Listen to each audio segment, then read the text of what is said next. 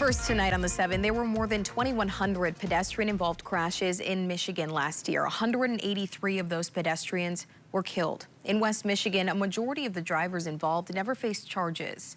This Pedestrian Safety Month, we're looking into what goes into prosecuting drivers in these cases and the impact it can have on the loved ones those killed leave behind. I mean, he was just super caring. He definitely cared a lot about me. I'm his only son. It's been nearly 10 months since Trey Trombley lost his father. It feels like I'm almost kind of like forgotten in a way. In a way, it's like, oh, he's probably over it by now. Trombley recently wrapped up a 9-month deployment with the Navy and is currently living in Virginia. He still hasn't fully processed his father, Pedro Garcia's death. When you're out there deployed, you kind of put everything away that's like anything that has to go on back home. You kind of just have to tuck that away because you're out there to do a job. With spotty service on the Red Sea, it took nearly a week for the news to reach him. My mom's like, you need to call me right now. It was then that he learned his father was hit by a car and killed. It was just the last thing I expected to hear, The crash happened December 28th near the intersection of Clyde Park and Cutler Street in Wyoming. Police say 53-year-old Garcia was standing in the roadway when he was hit. He died at the scene. I think there was a deer or something that was hit in the road. And it's the kind of thing he would do is like, if he seen an animal that was hurt, he would try to help it.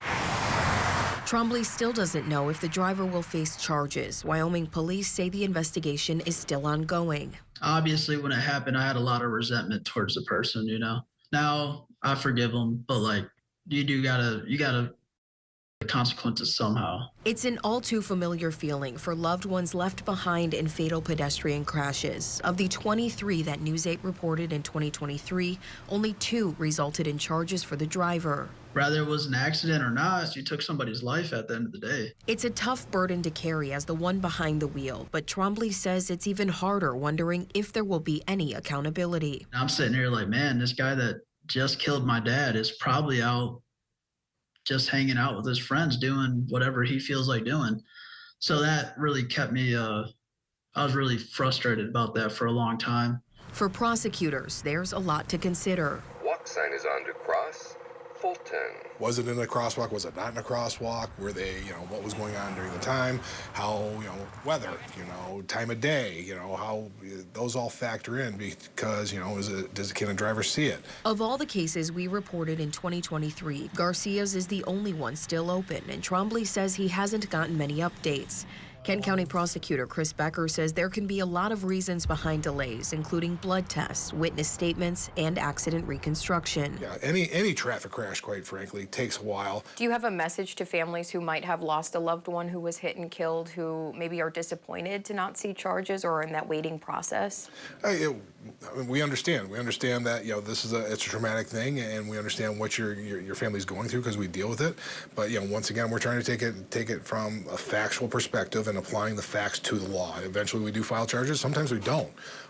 But we have to get it right because it impacts their family, but you're having a major impact on another family as well. 2023 saw an 11% increase in pedestrian-involved crashes compared to 2022. Pedestrian fatalities increased by 6% those same years. Becker attributes this not to the pedestrians, but to the drivers. I think for whatever reason, we're just, not as conscious about driving, and, sometimes it's cell phones, sometimes it's, distracted driving. There's just a lot more going on in our cars now than there was before, so I think that plays a role into it. Still, it comes down to what can be proved in court, and when a person dies, that leaves it up to the driver and witnesses to tell the truth, leaving many families turning to whatever they can to find closure. I just kind of let go and let God, I think everything happens for a reason. Obviously, I'm not the only person that has been dealing with something like this.